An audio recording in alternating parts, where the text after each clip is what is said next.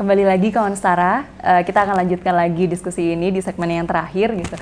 Pembahasannya tadi kita sempat berhenti di ini Pak Islah, Pak Coki, terkait dengan jadi sebenarnya yang paling rawan itu justru adalah gerakan-gerakan yang kemudian memasukkan lewat dakwah ya, daripada yang kemudian itu memang secara nyata terlihat kekerasannya seperti itu. Nah mungkin kalau misalkan kita coba kaitkan lagi Pak Islah, kira-kira sebenarnya hal-hal apa sih yang kemudian efektif untuk kemudian mengcounter terkait dengan kekerasan ekstremisme itu sendiri gitu? Apa langkah-langkah konkret seperti apa, atau mitigasinya itu harusnya seperti apa sih yang harus dilakukan oleh pemerintah saat ini, mungkin seperti itu?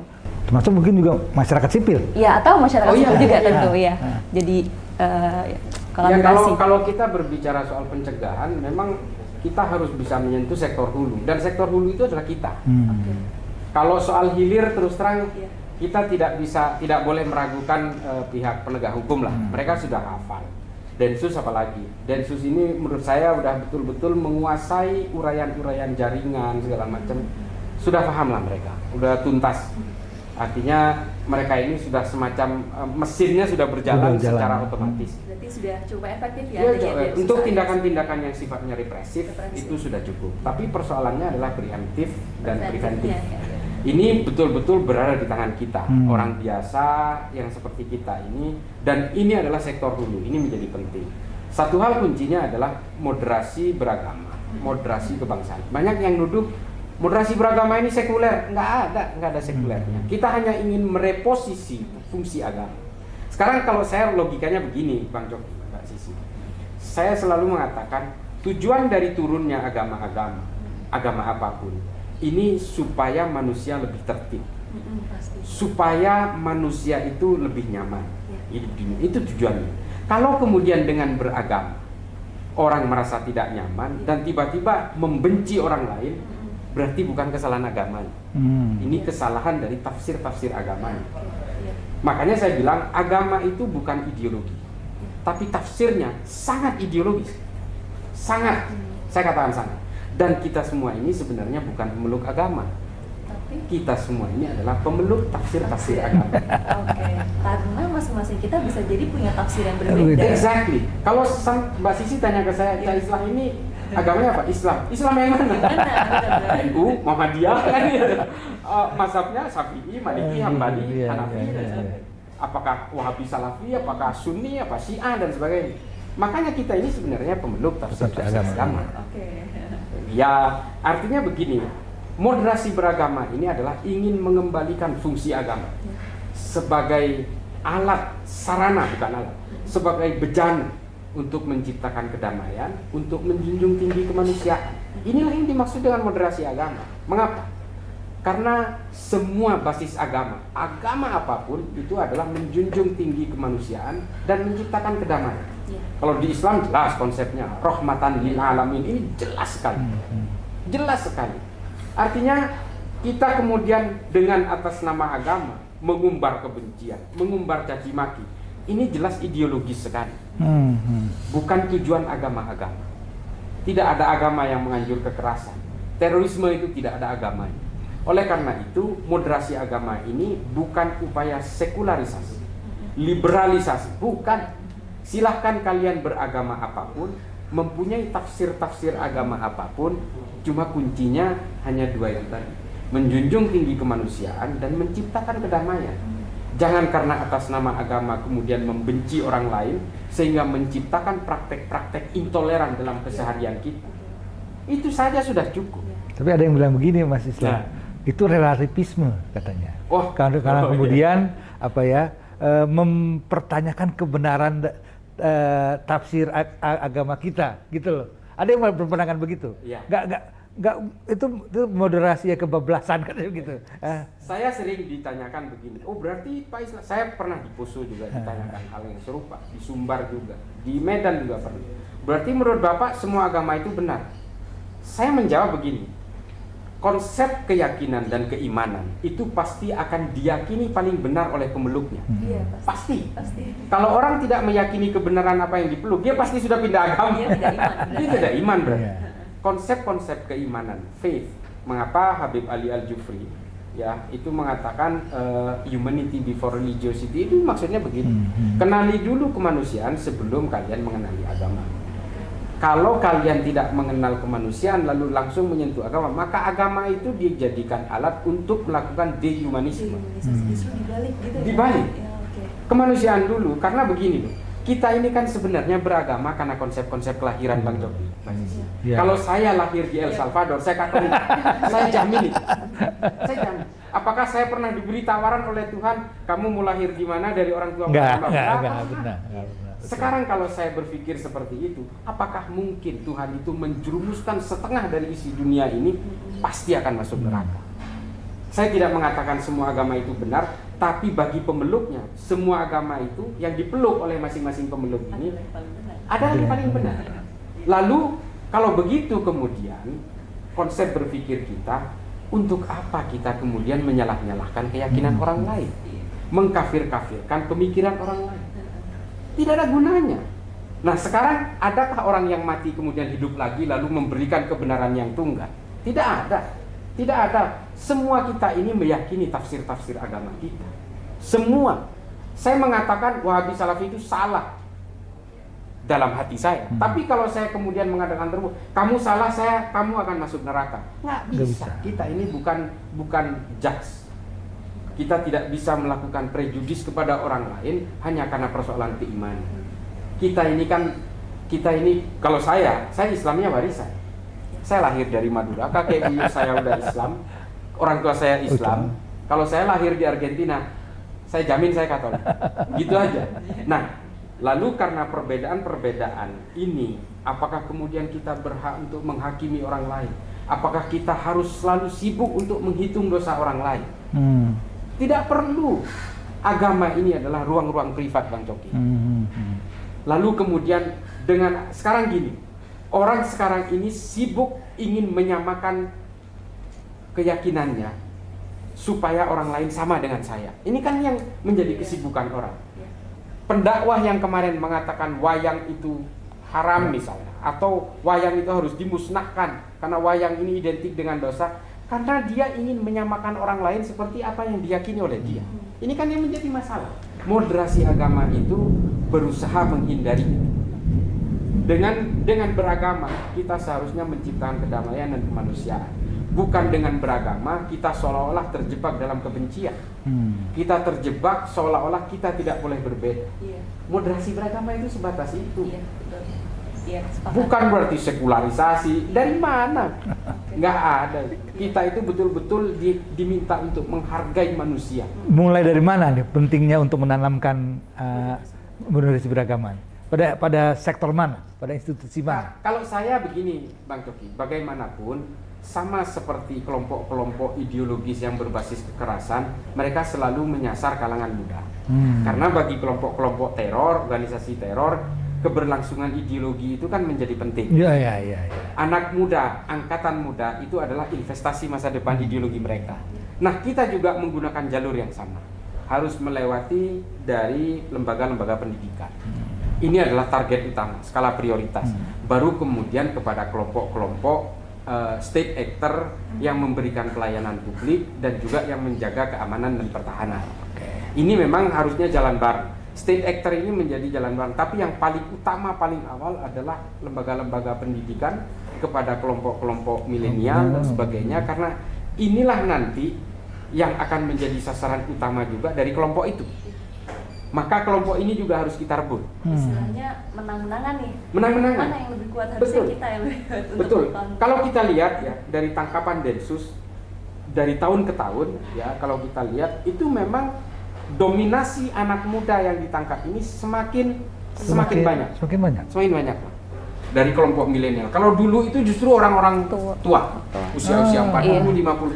Belakangan ini menyasar ke anak muda. Udah mulai ke hampir 40% itu anak muda. Karena mungkin juga efek dari ini ya Pak, teknologi. Jadi infiltrasinya lebih mudah dan sebagainya. Pelaku lone wolf itu rata-rata di seluruh dunia, bukan hanya di Indonesia, itu memang kalangan anak muda. Tapi lingkungannya apa? Apakah memang itu mereka ada dari lingkungan yang punya kaitan kekeluargaan dengan pelaku yang terdahulu, atau mereka berasal dari lingkungan yang keluarga yang berbeda sama sekali, yang tidak pernah kita sangka misalnya, atau gimana?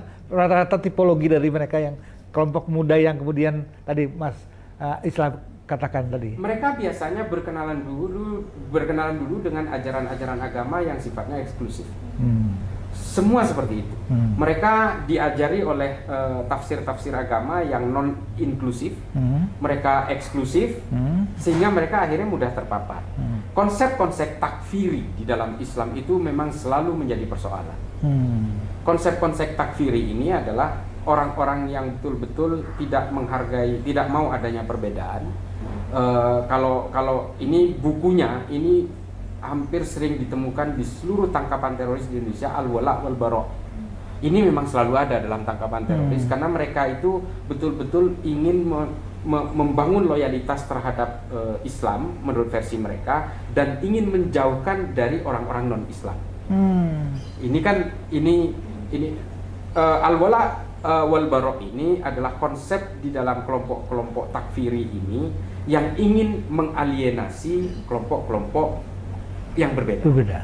Mengeksklusifkan dulu. Kemudian ini yang dijejali, termasuk konsep-konsep yang dilakukan oleh Wahabi Salafi di Indonesia hari ini, itu sebenarnya adalah membangun klaster-klaster eksklusif, sehingga akhirnya mereka terpapar. Orang-orang yang tergelincir untuk mengglorifikasi ISIS, berbaiat kepada Abu Bakar al-Baghdadi, ini sebenarnya memang orang-orang yang tadinya terpapar ajaran-ajaran eksklusif, kemudian terbentuk intoleransi, lalu terbentuk ekstremisme, lalu mereka berkenalan dengan jaringan terorisme. Ini kan prosesnya seperti itu. Proses kognisi mereka seperti itu. Nah, kalau kita ditanya, ISIS itu sama kelompok Wahabi Salafi sama enggak sih? Sama. Ubudiyahnya sama. Cuma metodologi amaliyahnya yang berbeda. Mereka itu lebih berjuang kepada kelompok jihadis, tapi kalau yang lain itu kepada haroki, kepada politik, kepada dakwah dan sebagainya. Kalau dalam secara akademis disebutnya ada 3, Wahabi Hijazi, Wahabi haroki, dan yang ketiga adalah jihadis itu. Nah, ini kan cuma karena persoalan amaliyah yang berbeda. Pada akhirnya akan sampai ketika kita diajari kebencian, kan ini sebenarnya teori dasar sekali. Ketika kita diajari oleh suatu keluarga untuk membenci tetangga misalnya, suatu saat kita akan ingin mencelakakan tetangga itu. Awalnya mungkin keluar dari rumah nggak mau nyapa gitu. Karena kita udah diajari, itu tetangga sebelah itu kita harus benci tuh. Itu tetangga sebelah itu bajingan ya, misalnya gitu ya. Nah, dari situ kita kemudian timbul kebencian yang menggumpal dan mengekstraksi hingga akhirnya terbentuk dalam subconscious mind kita, alam bawah sadar kita. Ketika kita keluar dari rumah, orang udah nunduk-nunduk, kita nggak mau nyapa. Awalnya dari situ. Sampai akhirnya terbentuk eskalasi, kita itu ingin nimpuk rumahnya tetangga itu. Karena tetangga itu pasti mau ngapain pun kita benci. Ketika dia nunduk, kita sengak banget nih orang. Dia duduk, gila sore-sore udah nyindir-nyindir kita. Selalu seperti itu. Nah, ini efek dari kelompok-kelompok intoleran, kelompok-kelompok eksklusif ini yang pada akhirnya membangun kebencian-kebencian dan akhirnya mempetak-petakkan kita. Nah, semua yang terjadi di negara-negara yang hari ini berkonflik seperti di Afrika, di Timur Tengah, di Asia Selatan termasuk Pakistan, Afghanistan, di India, di Jammu, di Kashmir, dan semua termasuk di Myanmar ini berangkat dari pemahaman-pemahaman yang berbasis kebencian tadi, hingga akhirnya tercipta disparitas, diskriminasi secara politik, hingga akhirnya mereka itu betul-betul teralienasi dan pada ujungnya nanti adalah intimidasi secara kekerasan dan secara secara masif. Tapi kenapa kemudian ada orang, tentu ada banyak faktor ya menyebabkan orang jadi tertarik ya begitu ya Mas. Tapi secara umum apa sih sebetulnya yang membuat orang itu kemudian jadi masuk ke dalam kelompok itu? Kalau di barat katanya kebanyakan karena problem psikososial ya, ke dislokasi sosial ya. Kalau di Indonesia ini kenapa sebetulnya ya? Kalau di Indonesia ini kan mereka memang karena giroh agama. Mereka ini kan begini Bang, cara melakukan rekrutmen dari kelompok-kelompok ini adalah mereka selalu dijejali bahwa Islam ini ditindas. Ketertindasan yang selalu dijual kepada mereka secara berulang-ulang sehingga mereka itu betul-betul yakin bahwa di Islam ini betul-betul ditindas. Termasuk di Indonesia seperti itu. Kan ini sekarang disuarakan. ini rezim ini harus ditumbangkan, ini betul-betul menindas umat Islam. Sementara mereka ngomongnya terbuka di TV, ngomongnya di media sosial nggak ada yang nangkep, tapi ngomongnya ditindas. Itu selalu disuarakan berulang-ulang. Sama seperti yang dilakukan oleh ustadz dari, misalnya ada salah satu ustadz yang mengatakan nggak usah nyanyikan lagu Indonesia Raya. Setelah heboh baru minta maaf. Ini kan dilakukan secara berulang-ulang. Hingga akhirnya betul-betul mereka itu terbentuk di dalam pikirannya bahwa oh berarti dia ini memang ini nih benar gitu. Akhirnya kebenaran yang kebohongan yang dibicarakan berulang-ulang itu betul-betul sebuah kebenaran. Nah, falasi-falasi seperti ini dibangun, mereka itu diajari untuk mengatakan bahwa dia tertindas sehingga muncul giroh Islam di dalamnya bahwa oh saya harus berjuang. Karena apa? Kalau saya berjuang untuk Islam saya akan mati syahid, kalaupun tidak mati ya saya betul-betul sudah menyatakan fisabilillah di dalam agama saya, dan imbalannya ya itu beyond nanti di akhirat. Saya akan mendapatkan surga. Makanya saya bilang tadi itu Bang, dua hal empuk tadi di dalam agama yang dimanfaatkan oleh kelompok-kelompok pelaku kekerasan ini, konsep kemartiran dan konsep nubuat akhir zaman. Messianic belief itu yang memang dibangun oleh mereka. Pak Islah, sebelum terakhir nih kita tutup segmen dan sekaligus rangkaian dari diskusi ini, tadi sudah sempat disinggung terkait moderasi beragama. Nah, selain itu mungkin ada hal-hal lain lagi mungkin Pak Islah yang perlu, apalagi mungkin kita masyarakat sipil gitu untuk melakukan. Kalau mungkin secara regulasi kan mungkin kita sekarang sudah ada ya undang-undang yang tadi sempat Pak Islah sebutkan, Undang-Undang 5 2018 yang sudah cukup kompatibel gitu untuk menyelesaikan semua permasalahan ini. Nah, mungkin secara strukturnya nih apa yang perlu dilakukan gitu, entah itu dari masyarakat sipil atau mungkin dari pemerintah itu sendiri selain moderasi beragama tadi. Ya, saya terus terang kita tidak boleh terlalu bersandar terhadap lembaga-lembaga yang dimiliki oleh negara, karena memang kesadaran kognitif tentang moderasi beragama ini memang harus dibentuk di dalam kita sendiri. Ketika masyarakat sudah mulai ada resistensi, masyarakat sudah punya alat sendiri sebagai alat pendeteksi dini terhadap gerakan-gerakan ini, maka sistem itu sudah terbentuk. Di negara-negara yang saat ini sudah nyaman dan terbebas dari kelompok-kelompok ekstrim, kelompok-kelompok teror dan sebagainya ini, violent dan sebagainya itu sebenarnya karena mereka sudah mulai membangun barrier-barrier ya, meskipun mereka itu membangun deteksi dini dan sebagainya, ini kan memang berangkat dari terbentuk sendiri dari masyarakat. Ini memang sangat penting sebenarnya. Regulasi negara itu kurang apa sih kita? Saya terus terang begini. Kadang-kadang ada orang yang, wah itu ajaran-ajaran ini nggak boleh. Ini harus negara harus memberi. Berangus gitu ya? Berangus itu nggak bisa. Pemikiran saya sangat menentang keras apabila ada satu konsep pemikiran, ada satu konsep tafsir misalnya yang dilarang. Ini nggak boleh. Ini betul-betul melawan kebebasan kemanusiaan kita sendiri. Artinya war on terrorism tidak boleh menciptakan another terrorism. Kita tidak boleh seperti itu. Kita kan tidak ada bedanya dengan mereka. Tapi menurut saya adalah membangun satu bangunan kesadaran kepada masyarakat bahwa agama ini bukan ini tujuannya. Ideologi ini bukan itu tujuannya. Kita ini sudah nyaman hidup bernegara seperti ini. Dan kita juga tidak boleh mengglorifikasi kebencian di antara kita semua. Kita betul-betul harus menjunjung tinggi kemajemukan ini, karena kita ya artinya gini, ini peran dari kita orang-orang yang masih waras gitu ya. Karena kalau enggak begini Bang, dulu itu di Afghanistan kelompok-kelompok moderat itu betul-betul menjadi kalangan elit kota. Dia nggak pernah mau terjun ke masyarakat. Ini di Afghanistan. Dan mereka menganggap Taliban ini adalah orang gunung yang tidak mungkin melakukan penetrasi ke kota. Mereka orang-orang terbelakang, mereka orang konservatif yang tidak mungkin punya kekuatan untuk melakukan penguasaan populasi. Kita orang-orang di Afghanistan dulu orang-orang moderatnya itu lengah, lalai di situ. Tapi ternyata kenyataan berkata lain. Mereka itu tetap bergerak di bawah permukaan, di atas permukaan mereka menguasai simpul-simpul populasi. Distrik demi distrik seperti yang saya ceritakan tadi, hingga akhirnya betul-betul kelompok kota itu terdesak di kota Kabul, hingga akhirnya ketika Taliban menguasai Kabul, mereka hanya bisa mencari perbatasan dan bandar. Setelah Kabul dikuasai oleh Taliban, mereka hanya mau kabur, meninggalkan tanah kelahirannya sendiri.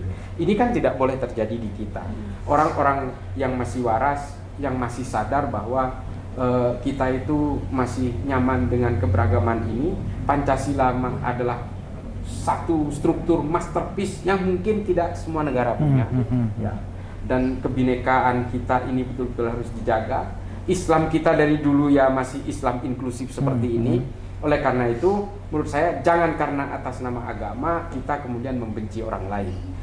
Agama-agama, tafsir-tafsir agama yang dialirkan ke negara kita ini, tapi mengajari kita untuk membenci satu sama lain, ini jelas adalah ajaran-ajaran yang bukan bagian dari tujuan agama itu sendiri. Ini adalah orang yang ingin memecah belah kita, ingin menguasai kita secara ideologis, hingga akhirnya kita itu betul-betul terpecah belah.